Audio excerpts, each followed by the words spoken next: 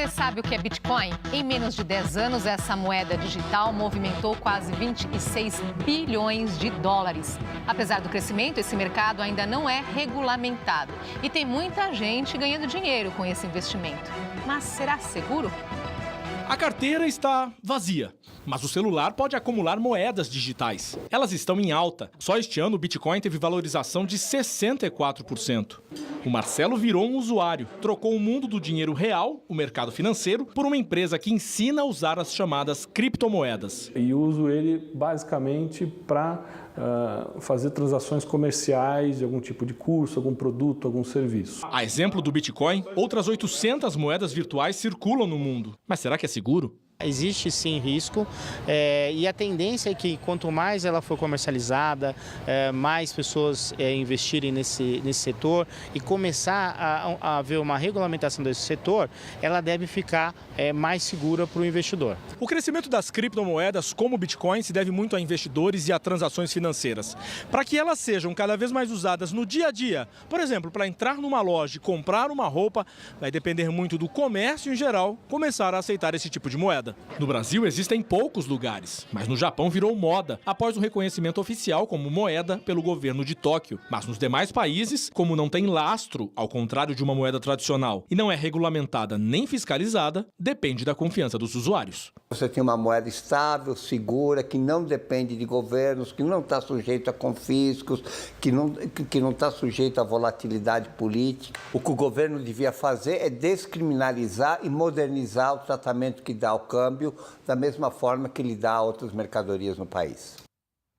E para falar sobre o Bitcoin, recebemos o jornalista especializado em tecnologia, Etevaldo Siqueira, e Diego Barreto, professor na Casa do Saber e mestre pelo IMD, Escola de Negócios Suíça. E você pode participar com suas perguntas e comentários pelo Facebook e pelo Twitter. Diego, Etevaldo, obrigada por aceitar o nosso convite, para nos ajudar a entender, melhor esse universo aí do Bitcoin. Por que é uma moeda importante que vale a pena, sim, explicar, vale a pena aqui chamar a atenção? Ela representa uma quebra de paradigmas, um salto tecnológico tão importante quanto foi o nascimento da internet ou o nascimento de invenções importantes na história da humanidade.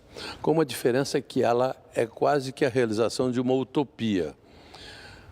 Eu diria, por exemplo, que não foi a única moeda virtual que se pensou na humanidade, mas na medida em que ela veio acompanhada de um sistema de registro que se chama blockchain, que dá a ela, pelo menos até agora, do ponto de vista teórico, uma segurança quase que inviolável, a prova de fraude.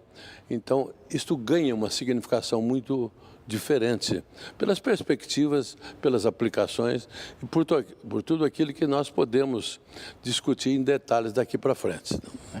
Um outro viés extremamente importante do motivo de entender o Bitcoin nesse momento é que o mundo passa por uma revolução em termos de em relação a como as transações se dão entre as pessoas, Basicamente, você tem duas grandes quebras de paradigma. Um é a figura do intermediário e o outro é a figura da credibilidade, ou a conceituação da credibilidade. Se a gente pegar exemplos simplistas como o Airbnb, Uber, entre outros grandes avanços nos últimos 5, 10 anos, eles nada mais são do que, em conceito, o que o Bitcoin está fazendo. É você tirar o famoso intermediário que agregava muito pouco valor e colocava muito custo nas transações.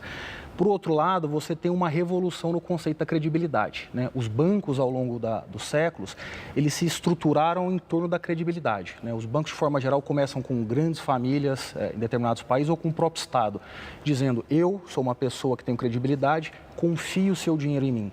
A internet tem revolucionado isso. Você aceita alugar algo no Airbnb porque você acredita naquela plataforma, você acredita na contraparte que aquela plataforma aceita. Então, existe uma quebra de paradigma. Estamos mais uma vez rumo a outra grande mudança, Que a internet tem trazido aí uma velocidade muito impressionante. Mas, assim, eu confesso que pesquisando hoje sobre Bitcoin para entender melhor, apareceram ali vários termos que eu acho que vale a pena aqui, O Etevaldo já colocou agora mesmo blockchain, que vale a pena, nós já vamos explicar. Mas o Bitcoin, de uma forma assim didática, o que significa? Bom, é a moeda baseada em bits, que são unidades de informação digital. Quer dizer, na realidade, o nome tem tudo a ver com a natureza da moeda, que é uma moeda virtual, no sentido que ela não é física, não é tocável, né? Nós não podemos armazenar como se armazenam moedas dentro de um cofre. Podemos armazenar da mesma maneira que nós armazenamos bits em um computador. Essa é a primeira semelhança. Agora, a grande função dela é realmente, na medida em que se estabelece uma relação de pagamento entre duas partes, é eliminar a intermediação, por exemplo, dos bancos. Em princípio, os bancos parecem ser resistentes à introdução de uma moeda virtual que elimine a intermediação. Todos os que trabalham com intermediação, né, vão impactar. Já do ponto de vista do sistema de registro, o livro-razão contábil do Bitcoin, os bancos estão altamente interessados, porque o blockchain pode dar muito mais segurança a depósitos, a documentação, e não só no âmbito bancário. Blockchain vai poder ter... O que é o blockchain? Blockchain é uma cadeia de blocos, quer dizer, na realidade é um sistema em que todas as informações criptografadas da moeda ou de outros valores estão distribuídas em pontos diferentes, não necessariamente num supercomputador.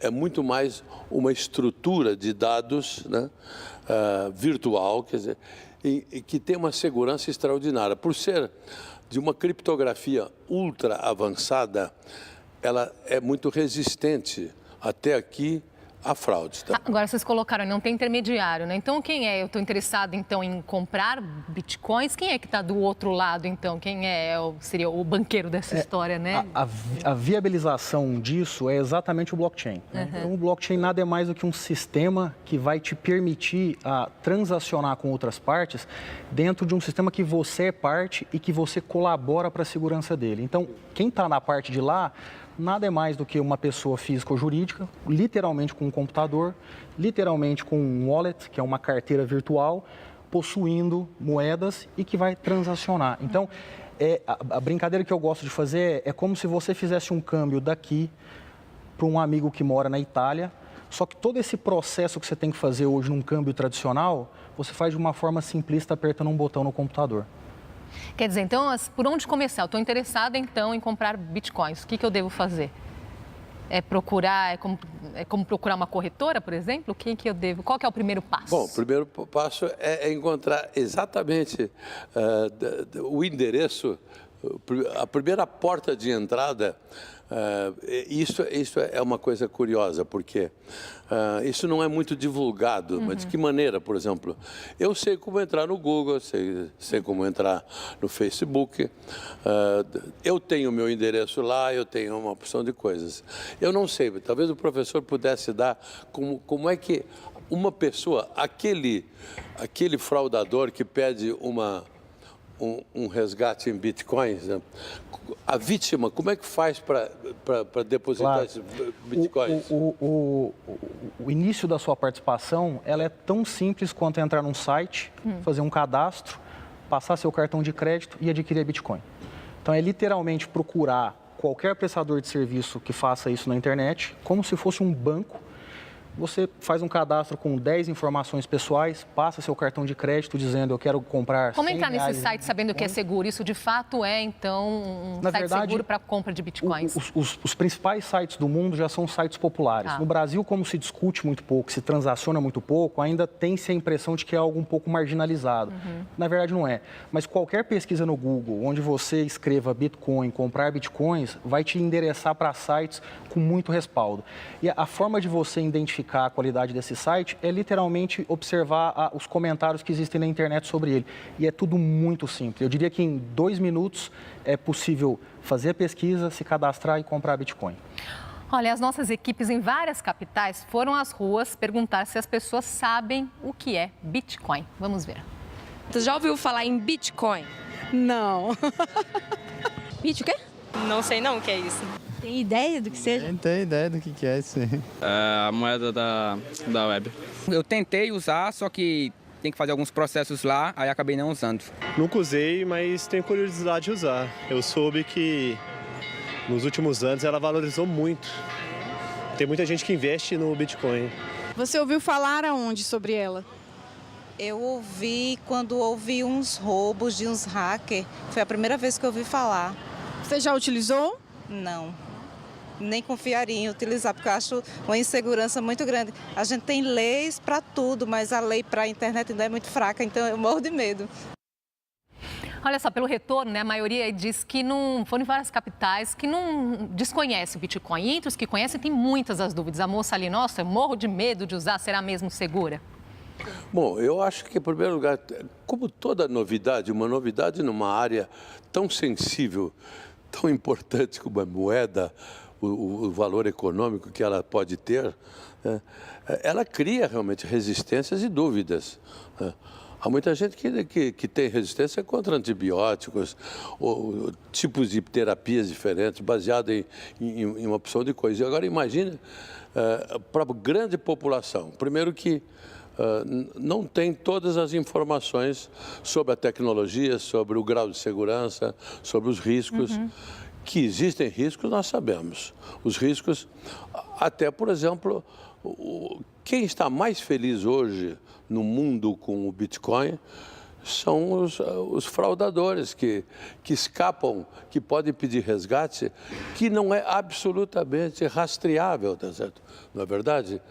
Isso, dar segurança, em primeiro lugar, ao fraudador, ao bandido, ao ladrão, era uma coisa que... É por isso que nesses cyberataques, então, os resgates têm sido pedidos, então, por meio dessa moeda. Exatamente. Né? O que é importante desmistificar é que, às vezes, associa-se muito o Bitcoin ao mercado negro, né? ao mundo marginalizado. Isso não deixa de ser uma verdade, mas esse é um processo idêntico ao que a moeda passou ao longo da história. Então, vamos pegar um exemplo simplista. Se você voltar 50 anos no tempo, uma pessoa era capaz de dar 2 cheques, tendo R$100 na conta e dando um cheque de R$100 cada um. Aquele que chegasse primeiro no banco com um cheque faria o desconto, o segundo encontraria uma conta sem saldo.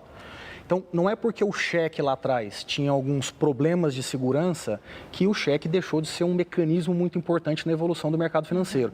O Bitcoin passa exatamente por esse processo. Agora, como que as transações são feitas, então, por meio do dinheiro normal? Então, é a cotação do real no momento, é dessa forma como numa transação financeira comum? É assim que funciona? Digamos, as regras de valorização são inteiramente controladas dentro do Bitcoin, numa relação de oferta e demanda, tá certo? Então, você pode saber quanto está valendo o Bitcoin hoje em reais, em dólares, em mais euros. De R$8.000 hoje um Bitcoin, né? Essa é a cotação de hoje, do momento. E o rapaz até chamou a atenção ali na reportagem, falando, nossa, mas é uma moeda que valoriza muito. Então, só para a gente ter uma ideia, em maio valia R$5.000, em maio último, e agora R$8.000. Por que essa valorização tamanha? Porque ela parte de um estoque limitado, tá certo? Se você tem um estoque, mesmo que seja alguns bilhões, à medida que muito mais pessoas querem comprar, a cotação vai subindo.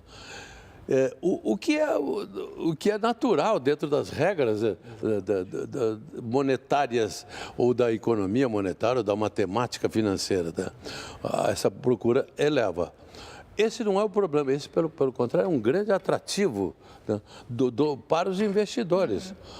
Nós conhecemos, e talvez a gente vai mostrar aqui casos em que pessoas que investiram coisas ridiculamente pequenas, como poucos dólares, ficaram milionários, né? E não é mágica nenhuma, não houve fraude, ninguém foi lesado, tá certo? Mas é um fato novo, revolucionário para o mundo todo hoje. Tá? Peguemos um tempo um pouco mais longo, né? Se a gente olhar o Bitcoin ao longo do tempo, desde a sua criação, a volatilidade ele é muito alta. Então, algumas pessoas olham com esse ângulo e dizem, nossa, a volatilidade é alta, o risco é muito grande. Outras pessoas olham com o ângulo de um período como você citou e parece ser um investimento extremamente atrativo. A realidade, a analogia que ela é muito importante, é que o Bitcoin hoje nada mais é do que um ativo que ainda tem baixa liquidez. E tudo que tem baixa liquidez tem uma volatilidade muito alta. Então, pegamos o exemplo do imóvel. Né? Um imóvel, no momento de baixíssima procura, para se vender, tem que se vender por muito barato. No momento em que a economia está extremamente aquecida num bairro que faz muito sentido para aquela região, para aquela população, o preço sobe muito rápido. Então, isso é típico de ativos ilíquidos. A tendência é que, à medida que o Bitcoin vá ganhando mais adeptos e vá ganhando mais liquidez, essas volatilidades tendem a ir diminuindo. É o mesmo exemplo de você comparar a volatilidade de uma moeda como o dólar e de uma moeda como o real. A tendência natural é que o real seja muito mais volátil que o dólar. Tem perguntas aqui chegando, nós vamos mostrar esse exemplo de quem ficou milionário também daqui a pouquinho. Okay. Vamos fazer uma pausinha agora, saia daí.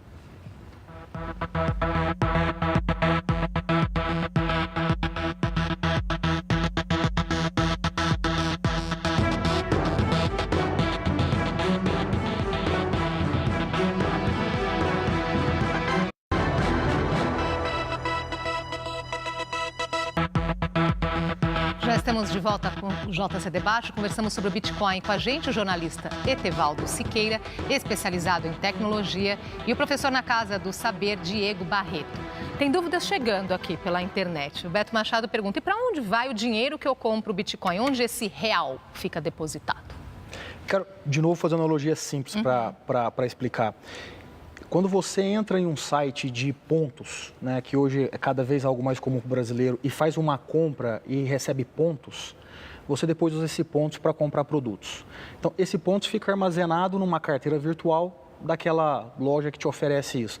O Bitcoin é muito similar, né? É uma moeda, é diferente disso, mas a lógica é a mesma. Você literalmente compra um dinheiro, o Bitcoin, que fica armazenado numa carteira. Quando você transaciona vendendo ou comprando, isso vai literalmente subtraindo ou adicionando no seu extrato.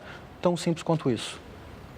Nós vivemos num mundo de armazenamento virtual também, que a gente chama computação em nuvem, e que, na realidade, embora muitas piadas foram feitas na internet sobre onde está essa nuvem, até uma ex-presidente da República discutiu muito num vídeo o que é essa tal de nuvem, como é que pode ter informação guardada na nuvem.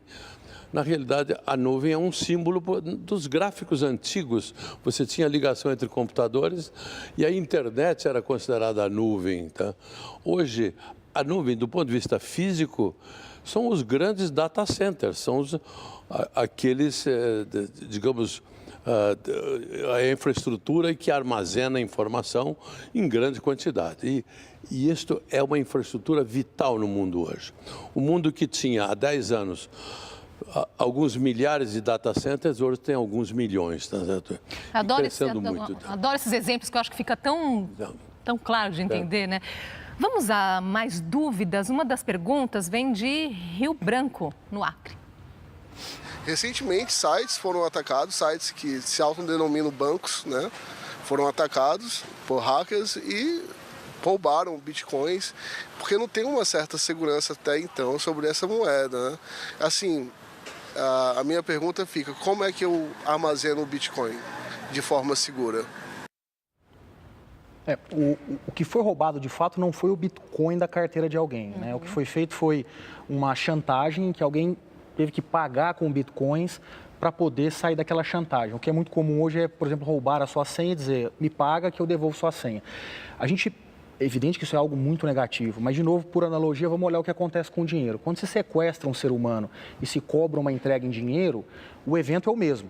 Então, o Bitcoin não é mais ou menos seguro. Ele vive uma experiência que é diferente da experiência do dinheiro. Sim. Se eu tivesse um Bitcoin e não tivesse um dinheiro ou um cartão de crédito na carteira, talvez eu não fosse assaltado na rua. Então, são só situações diferentes, mas eu não chamo ela de mais ou menos perigosa nesse momento. Vamos trazer mais uma dúvida? Que tipo de negócios ou serviços a gente pode fazer hoje, principalmente na internet, que rendam o Bitcoin para a gente? Que tipos de negócio? Bom, Tevaldo, por favor. Não, eu acho que já existe uma economia de bitcoins organizada mundialmente. Nós falamos no conteúdo de bilhões de dólares já armazenados.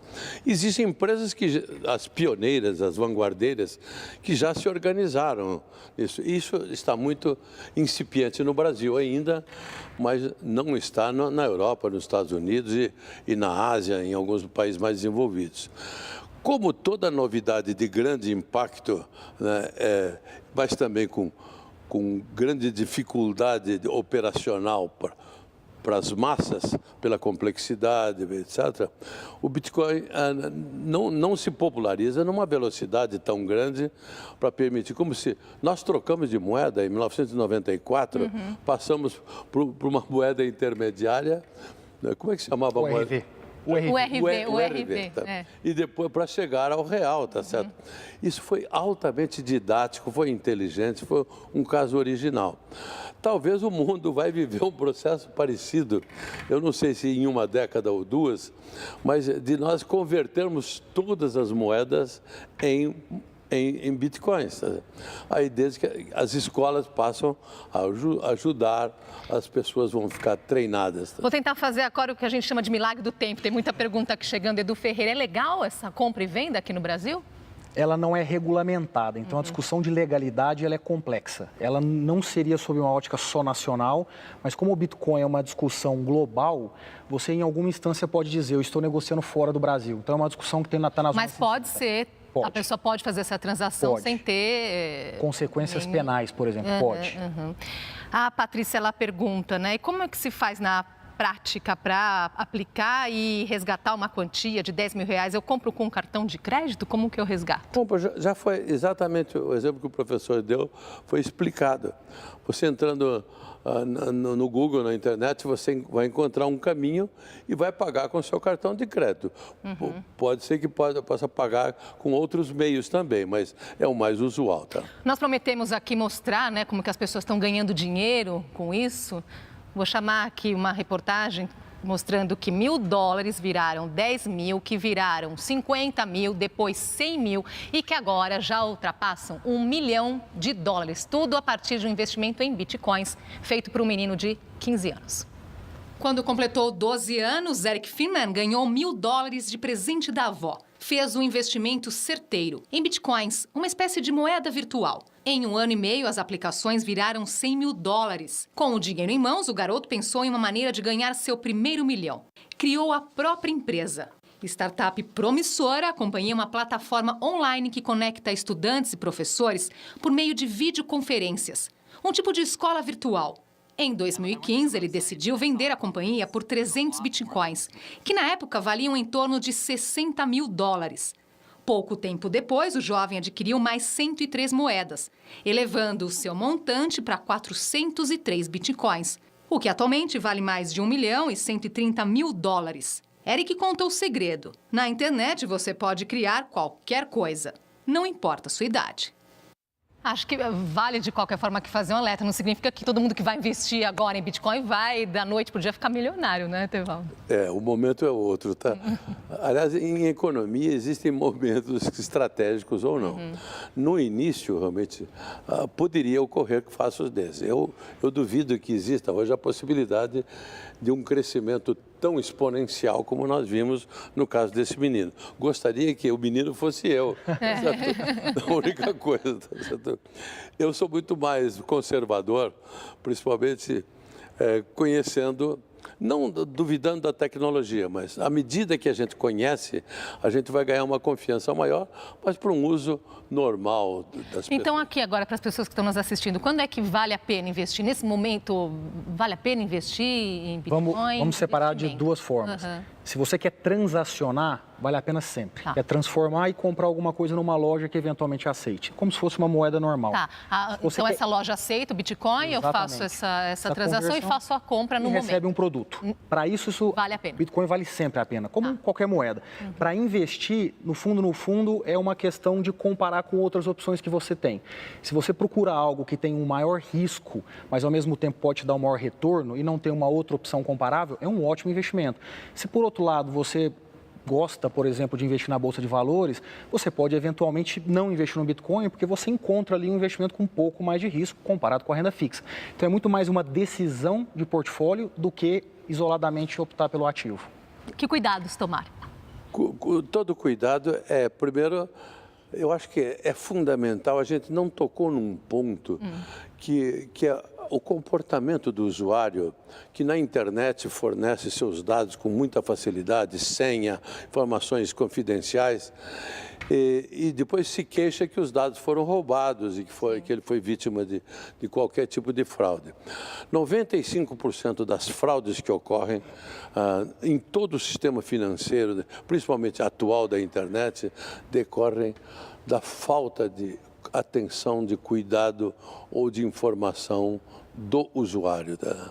Então, os outros é que são muito mais tecnologicamente mais difíceis de ser. Mas o futuro aponta no sentido de que logo mais eu quero fazer uma compra, mas eu aceito moeda virtual? Sem dúvida alguma. Sem dúvida, isso vai ser mais rápido que talvez em 2 ou 3 anos você vai nos chamar aqui para a gente conferir algumas previsões. Maravilha, as pessoas aqui estão elogiando muito a nossa conversa de hoje, dizendo que cada dia é um tema diferente, esse é o nosso desafio mesmo. Muito obrigada pela aula de hoje e até uma próxima. Obrigado. Muito obrigada pela sua companhia, uma ótima tarde para você, bom fim de semana.